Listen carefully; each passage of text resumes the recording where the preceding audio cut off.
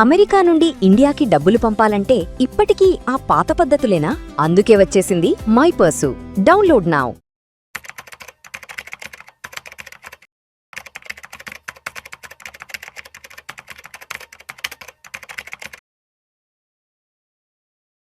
నమస్తే మాధురెడ్డి గారు. నమస్తే అండి. మాధురెడ్డి గారు, రీసెంట్ టైమ్స్ లో మ్యూచువల్ ఫండ్స్ కి సంబంధించి మార్కెట్ లో అంటే రిటైల్ ఇన్వెస్టర్స్ యొక్క మైండ్ సెట్ పర్సెప్షన్ ఎంతలా మారిపోయిందంటే, మామూలుగా ఇప్పుడు మ్యూచువల్ ఫండ్స్ లో పోర్ట్ఫోలియో రీబ్యాలెన్సింగ్ చర్నింగ్ అనేది సంవత్సరానికి ఒకసారి చేస్తాం. స్విచ్ అవ్వడమో లేదంటే ఒక స్కీమ్ నుంచి ఇంకో స్కీమ్ కో ఇది 1 year కోసారి 2 years కోసారి చేసుకుంటాం.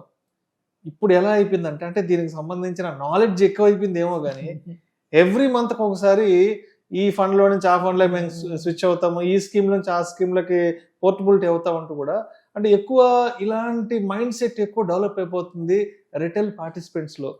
అంటే ఇది ఎంతవరకు కరెక్ట్ అంటారు?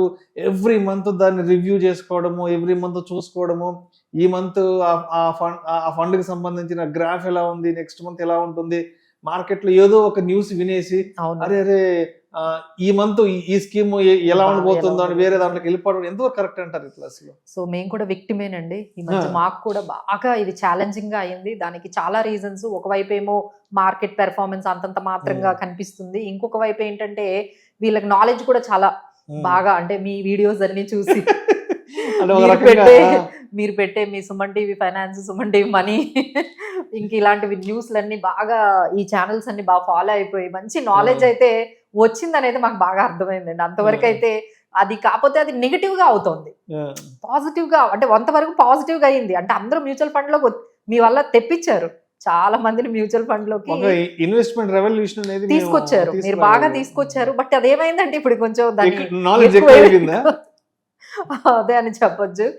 దానివల్ల అంటే నేను 2 ఎగ్జాంపుల్స్ చెప్తాను. అంటే మా కస్టమర్ అంటే మా క్లయింట్స్ ఏ విధంగా బిహేవ్ చేస్తారు అంటే, మేము ఎట్లా ఇస్తాం సార్, ఒకటి కొంచెం లార్జ్ క్యాప్, ఒకటి మిడ్ క్యాప్, ఒకటి స్మాల్ క్యాప్, లేదు multi cap, multi asset fund, flexi caps, తర్వాత ఒక గ్లోబల్ ఫండ్స్, ఇలా వాళ్ళ పర్సెప్షన్, వాళ్ళ రిస్క్ టేకింగ్ ఎబిలిటీ బట్టి పర్సంటేజ్ అనేది మేము డిసైడ్ చేస్తాం.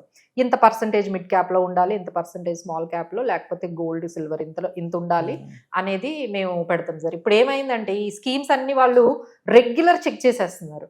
అప్పుడు అసలు పట్టించుకునే వాళ్ళు కదా సార్. ఇప్పుడు అంతా కూడా టెక్నాలజీ వచ్చేసింది కదా, మొబైల్ ఓపెన్ చేయడం, రోజు దాన్ని చూసుకోవడం.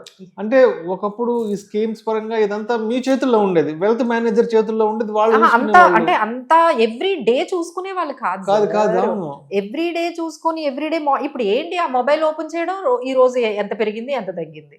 సో ఇది బాగా అలవాటు అయిపోయింది. దాని వెంటనే ఇక చూసిన వెంటనే ఏమవుతుంది, ఈ మధ్య కాలంలో సార్ మేము కూడా గమనించాము, లార్జ్ క్యాప్స్ కన్నా మిడ్ అండ్ స్మాల్ క్యాప్స్ బాగా అవుట్ పెర్ఫార్మ్ చేశాయి. అది అందరికీ తెలిసిందే, మార్కెట్లో సైకిల్స్ అవి. సో ఈసారి ఈ మార్కెట్ సైకిల్లో అంటే మనం ఎంతైతే నిఫ్టీ ఇంకా నెగిటివ్ లో ఉంది, 26,277 మనకి పీక్ లో ఉంది, ఇప్పుడు చూస్తే 24,000 దగ్గర ఉంది, ఇలా మనం మాట్లాడుకున్నాం. కానీ మిడ్ అండ్ స్మాల్ క్యాప్స్ చాలా మంచి రిటర్న్స్ ఇచ్చాయి. 10%, 20% రిటర్న్స్ ఇచ్చిన మిడ్ క్యాప్స్ కంపెనీస్ మనకి స్కీమ్స్ కూడా కనిపిస్తున్నాయండి. సో అవి చూడగానే మేడం బంధన్ స్మాల్ క్యాప్ చాలా బాగా పెర్ఫార్మెన్స్ చేసింది కదా మేడం, ఈ లార్జ్ క్యాప్ లోంచి తీసేసి మొత్తం మనీ అంతా అందులో పెట్టేయండి అంటే దిస్ కైండ్ ఆఫ్ వాళ్ళు మాకు ఇచ్చే సజెషన్స్ అనమాట. ఇక వాళ్ళ మాట అసలు వినాలి, అసలు మా మాట వినలేదు అసలు. మేడం ఇది వెంటనే తీసేయండి, అందులో మంచి రిటర్న్ వచ్చింది, మీరు ఈ స్కీమ్ నుంచి ఆ స్కీమ్ కి స్విచ్ అయిపోండి. మళ్ళీ టైం పీరియడ్ అంతా జస్ట్ 6 months. ఇంకొకరైతే అసలు 1 month లోనే మేడం మార్చేయండి. సో ఇలాంటివి మనకి బాగా ఇన్వాల్వ్మెంట్ అయిపోతూ ఉన్నారు. సో దాని అంటే మార్కెట్ లో జరుగుతున్న మీరు అన్నట్టుగా న్యూస్లు చూసి, ఒకవైపు ఇలా న్యూస్ చూసి ఈ న్యూస్ చూడగానే వాళ్ళు ఇప్పుడు గోల్డ్ అండ్ సిల్వర్ మీద మళ్ళీ తగ్గిపోయింది. అప్పుడు అసలు మమ్మల్ని మీరు చెప్పరు, మమ్మల్ని ప్రశాంతంగా ఉండనేలేదు సార్.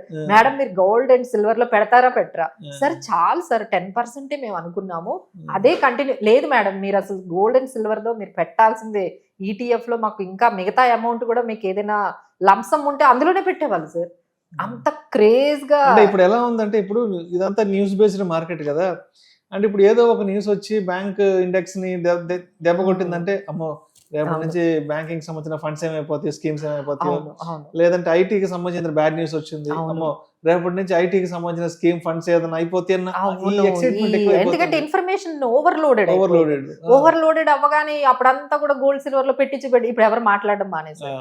అది అయిపోయింది. ఇప్పుడు ఏమొచ్చి మిడ్ అండ్ స్మాల్ క్యాప్స్ లో పెట్టండి అంటున్నారు. సో ఈ విధంగా మేము అసలు కరెక్ట్ గా కొన్ని చేంజెస్ అయితే మేము చేస్తామండి. లెట్స్ ఎగ్జాంపుల్ కొన్ని నేమ్స్ అంటే మనం చెప్పొచ్చో తెలీదు, కొన్ని పాపులర్ మ్యూచువల్ ఫండ్ స్కీమ్ వాళ్ళు ఏం చేశారంటే ఎక్కువగా ఐటీలో ఎక్స్పోజర్ తీసుకున్నారు. ఐటీలో ఓకే, ఏ స్కీమ్స్ అయితే ఐటీలో ఎక్కువ ఎక్స్పోజర్ తీసుకున్నారో వాళ్ళు నెగిటివ్ లో ఉన్నారు.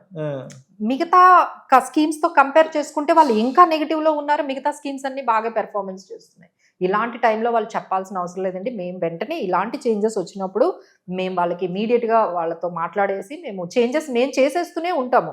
ఇలాంటి డ్రాస్టిక్ మరీ అసలు ఎవ్రీ 1 month కి ఎవ్రీ 6 months కి అయితే that is not the right way అండి. సో ఎప్పుడైనా ఇలాంటి సెక్టార్లో షిఫ్ట్ జరిగాయి, ఆ ఫండ్ మేనేజర్ అనుకున్నది ఆయన ఎక్కువగా ఐటీని చాలా పాజిటివ్ గా అనుకున్నారు, బట్ ఆయనకు అది వర్కౌట్ అవ్వలేదు. ఇమీడియట్ గా అది ఆ స్కీమ్ అనేది ఇప్పటికీ నెగిటివ్ లోనే ఉంది. సో ఇలాంటివి వచ్చినప్పుడు మేము ఇమీడియట్ గా షిఫ్ట్స్ అయితే మా క్లయింట్స్ అందరికీ మేము అవన్నీ కూడా చేసేస్తూనే ఉన్నాము. బట్ ఏంటంటే వీళ్ళ ఓవర్ ఎక్సైట్మెంట్ అయితే కొంచెం తగ్గించుకోవాలండి. ఎందుకంటే కొంతమంది సెక్టార్ స్కీమ్స్ లో చాలా మంది వెళ్ళిపోయారు. అంటే ఎగ్జాంపుల్ ఐటీ ఇండెక్స్ లో కూడా చాలా మంది వెళ్ళారు. ఐటీ సెక్టార్ ఇండెక్స్ కి వెళ్ళిపోయారు, డిజిటల్ ఇండెక్స్ లోకి వెళ్ళిపోయారు. ఇప్పుడు అవన్నీ కూడా నెగిటివ్ లో ఉన్నాయి. ఇప్పుడు వాళ్ళకి ఏం చేయాలో తెలియదు. సో ఇలా అనమాట. అంటే అవి పెరుగుతున్నప్పుడు అందులోకి వెళ్తున్నారు, మళ్ళీ అది ఆ సైకిల్ అయిపోగానే మళ్ళీ డౌన్ అవగానే ఎగ్జిట్ అయిపోతున్నారు. సో మీరు ఈ విధంగా ఊరికినే స్విచ్చెస్ చేయడం వల్ల ఎటువంటి మీకు రిటర్న్స్ అనేవి, వెల్త్ క్రియేషన్ అనేది జరగదండి. You should give some time. మనం మనం సెలెక్ట్ చేసుకున్నప్పుడే ఇంత మైండ్ కానీ వాడినట్టయితే సెలెక్షన్ టైంలోనే మనం ఎక్కువగా అనాలిసిస్ చేసి ఫండ్ పెర్ఫార్మెన్స్ ఏంటి, బెంచ్ మార్క్ ఎలా వెళ్తోంది, పీర్ కంపారిజన్ ఎలా ఉంది, ఎక్స్పెన్స్ రేషియో ఎలా ఉంది, ఆల్ఫా ఎలా ఉంది, షార్ప్ రేషియో ఎలా ఉంది, ఇవన్నీ చూసే కదండి. అంటే మేమైతే అలానే పెడతాము. బట్ ఈ మధ్య అంతా డైరెక్ట్ అయిపోయారు కదండి. ఇక ఎవరు ఇష్టం వచ్చినట్టు అంటే ఏదైతే అదైతే ఏం చెప్తే అదే, లేకపోతే ఈ మంత్ ఏ స్కీమ్ హైయెస్ట్ పెర్ఫార్మెన్స్ ఉంటుందో ఆ మంత్ లో పెట్టేయటమే.